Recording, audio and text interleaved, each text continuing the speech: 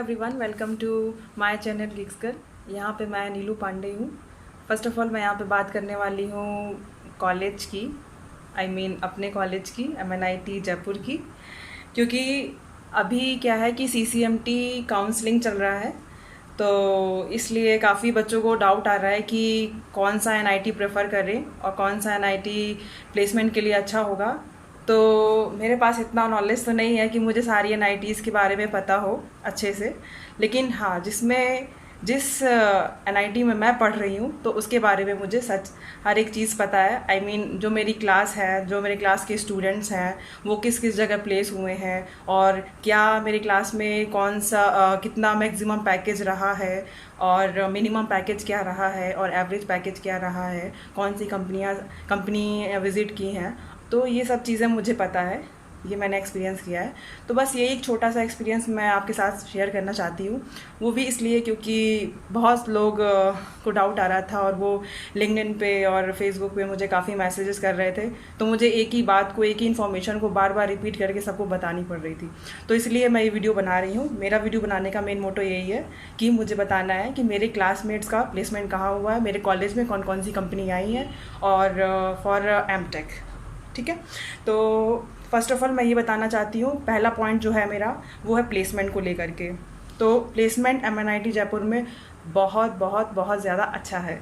तो बिल्कुल भी अगर आप CSE स्टूडेंट हैं, या अगर आप कोई अदर ब्रांच के स्टूडेंट लाइक सिविल, मैकेनिकल, तो भी आपका 100% प्लेसमेंट है यहाँ पे MNIT जयपुर में। इस साल MNIT जयपुर में बहुत ही ज़्यादा अच्छा सा प्लेसमेंट हुआ है, सबका हुआ है। कोई भी ऐसा स्टूडेंट नहीं है जो अनप्लेस्ड हो। ठीक है, तो अभी तक सारे स्टूडेंट प्लेस हो चुके हैं। और अगर CSIT की बात करें, मतलब CSE ब्रांच की बात करें जिसमें मैं हूँ, तो यहाँ पे हर एक बच्चे के पास एटलीस्ट 2 से 3 ऑफ़र्स हैं कंपनी के। समझ रहे हैं आप? तो इस तरीके से क्या है कि बहुत ही अच्छा प्लेसमेंट रहा है, और प्लेसमेंट का सिनेरियो बहुत ही अच्छा। हर एक कंपनी विज़िट की हैं, जैसे कि एप्पल हो गया, iQuanty हो गया, और मेरी जो कंपनी है Genpact, और उसके बाद क्वालकॉम। ठीक है, तो क्वालकॉम का ही यहाँ पे मैक्स पैकेज रहा है 32 फॉर M.Tech, और B.Tech के लिए एप्पल, और 64 LPA B.Tech का रहा है। तो इस तरीके से क्या है कि ये तो था हमारा प्लेसमेंट की बातें, प्लेसमेंट में कितना क्या पैकेज था, ये चीज़ें।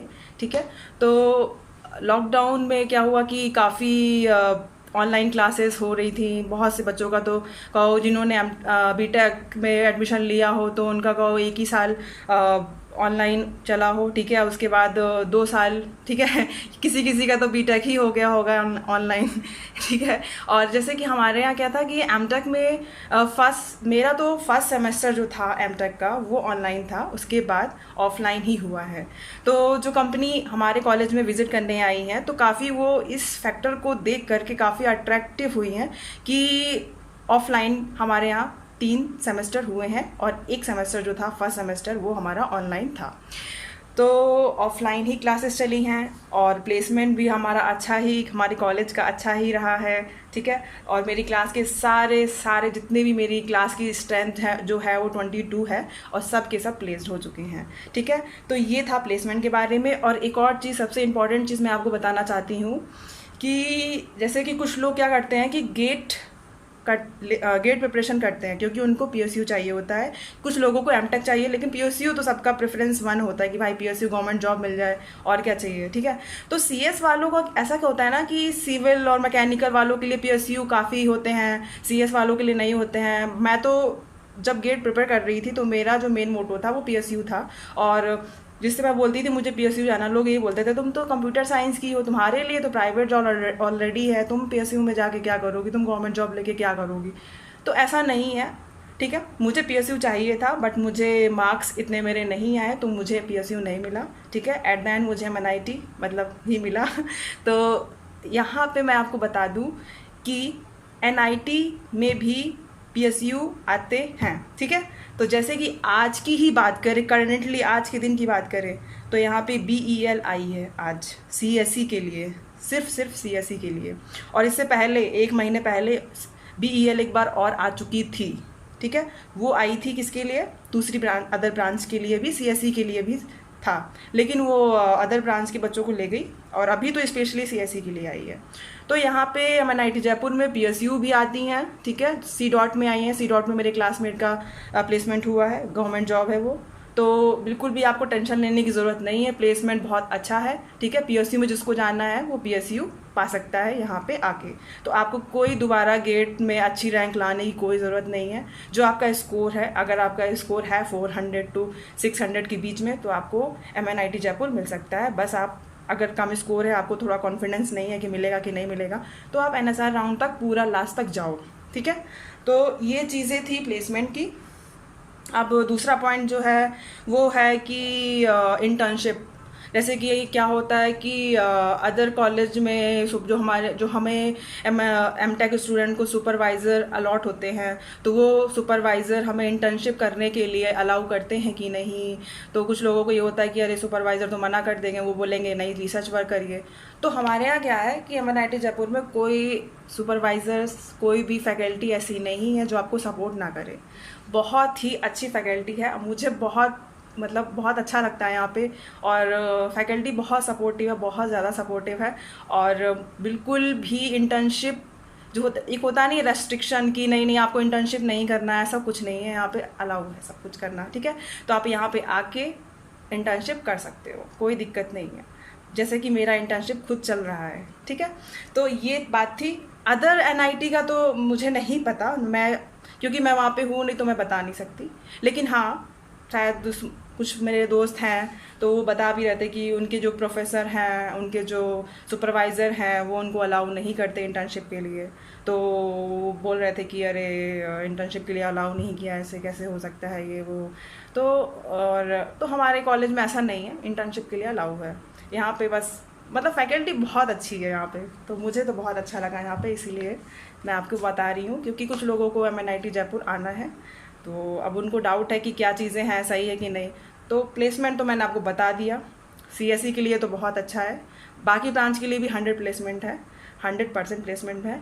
और इससे पहले अगर आप अदर NIT की बात करें, जो अदर NITs उसमें ब्रांच का प्लेसमेंट 100% प्लेसमेंट है कि नहीं है, ये मैं नहीं बता सकती, लेकिन मेरे कॉलेज में है, ठीक है। तो ये हमारी हो गई इंटर्नशिप अलाउ की बात, ठीक है, कि इंटर्नशिप अलाउ है कि नहीं है।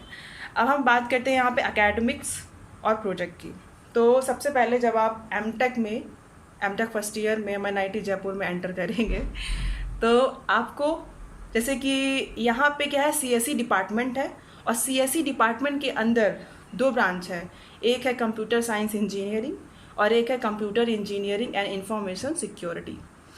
तो दोनों ही ब्रांच है, प्लेसमेंट में कोई अंतर नहीं है, सब साथ में बैठते हैं। B.Tech M.Tech सब साथ में बैठते हैं, ठीक है। तो जो प्लेसमेंट है उसमें कोई फ़र्क नहीं है। बस ये है कि CSE और CEIS में क्या है कि ये डिफरेंस है कि थोड़ा सा एक्स्ट्रा हम लोगों को पढ़ना पड़ता है IS वालों को, ठीक है, CSE के कंपेरिजन। तो मेरा जो ब्रांच है वो IS है, तो मैं IS की हूँ। और क्या है कि अगर हम सब्जेक्ट की बात करें तो थोड़ा सा एक का सब्जेक्ट ऐड होता है या फिर कम होता है, तो ये चीज़ें हैं। और जैसे ही आप M.Tech में यहाँ फर्स्ट ईयर पे आते हो तो आपको 5 सब्जेक्ट्स मिलते हैं। CS वालों को 4 और IS वालों को 5। सेकेंड सेमेस्टर में उल्टा हो जाता है, CS वालों को 4 और IS वालों को सेकेंड सेमेस्टर में उल्टा हो जाता है, IS वालों को 4 और CS वालों को 5, ठीक है। तो ये सब्जेक्ट हो जाते हैं। और उसके बाद फिर आपको सेकेंड सेमेस्टर में शायद प्रोजेक्ट मिलता है, थोड़ा ग्रुप वाला प्रोजेक्ट, कि ग्रुप में 3 लोग या 2 लोग होंगे जो एक प्रोजेक्ट तैयार करेंगे, ऐसा कुछ होता है। जो फैकल्टीज़ होती है वो खुद ही जो हमारे सब्जेक्ट के टीचर्स होते हैं वो बोलते हैं आपको ये प्रोजेक्ट बनाना है। और उसके बाद कि जब हम लोग थर्ड सेमेस्टर में आते हैं, सेकेंड ईयर में आते हैं, तो उस वक्त क्या होता है कि हमें एक थीसिस वर्क मिल चुका होता है, ठीक है। फर्स्ट ईयर में ही डिसाइड हो चुका होता है कि आपका थीसिस किस टॉपिक पे चलेगा, और सेकेंड ईयर से सीरियसली आपको थीसिस में काम करना पड़ता है और आपको सारी चीज़ें ध्यान में रखनी होती है। तो हमारे जो प्रोफेसर वो यही बोलते हैं कि जो थीसिस वर्क है उसको आप करो, इंटर्नशिप कर रहे हो या नहीं कर रहे हो, हमें उससे मतलब नहीं, हमें अपने काम से मतलब है। अगर आप उनको काम करके देते जाओगे तो उनको कोई दिक्कत नहीं होगी आपको कुछ भी इंटर्नशिप के लिए अलाउ करने की, ठीक है। आप टाइम टू टाइम सुपरवाइजर से मिलते रहो और उनसे डिस्कस करते रहो, थीसिस में क्या प्रोग्रेस रही उनको बताते रहो, बस दैट्स इट, इतना ही चाहिए उनको। तो ये थी हमारी एकेडमिक और प्रोजेक्ट्स की बातें, ठीक है। तो अभी के लिए मैं इतना ही बोलूँगी, और जहाँ तक डाउट की बात है, मुझे लग रहा है कि कुछ डाउट और होंगे आपके, तो वो आप मुझे कमेंट सेक्शन में ज़रूर बताना, ठीक है। और प्लेसमेंट बहुत अच्छा है, और मैं एकदम बहुत ही ज़्यादा क्यूरियस हूँ, जल्दी से आप मेरे कॉलेज में आइए और मिलिए, ठीक है। सो मिलते हैं, ओके, बाय बाय।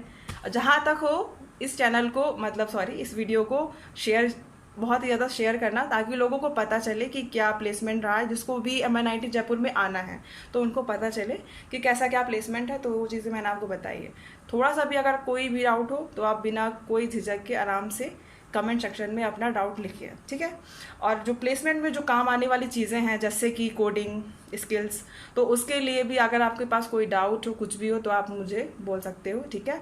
और एक और चीज़, अभी तो मैंने ये वीडियो बनाया है, अगर आप चाहो तो मैं अपने जितने भी क्लासमेट, जहाँ भी मेरे क्लासमेट प्लेस्ड हुए हैं, 22 क्लासमेट्स हैं मेरे, इंक्लूडिंग मी, एक्सक्लूडिंग मी 21 हो गए, तो जहाँ भी वो प्लेस्ड हुए हैं, तो अगर आपको जानना है कि जैसे कि कंपनी मीडिया टेक में है और माइक्रॉन में है क्लासमेट्स मेरे, अमेज़ॉन में है, तो अगर आपको जानना है कि कैसे क्या कोडिंग आई थी, क्या कैसे किस तरीके के क्वेश्चंस आए थे, कैसे इंटरव्यू हुआ था, इंटरव्यू में क्या उन्होंने पूछा था, टेक्निकल इंटरव्यू कैसा रहा, उनका HR कैसा रहा, तो अगर आपको ये चीज़ें जाननी है तो प्लीज़ मुझे कमेंट में बताना कि हाँ हमको वीडियो चाहिए, ठीक है, तभी मैं बनाऊँगी। तो अब तक के लिए इतना ही, ठीक है। Thank you, bye bye.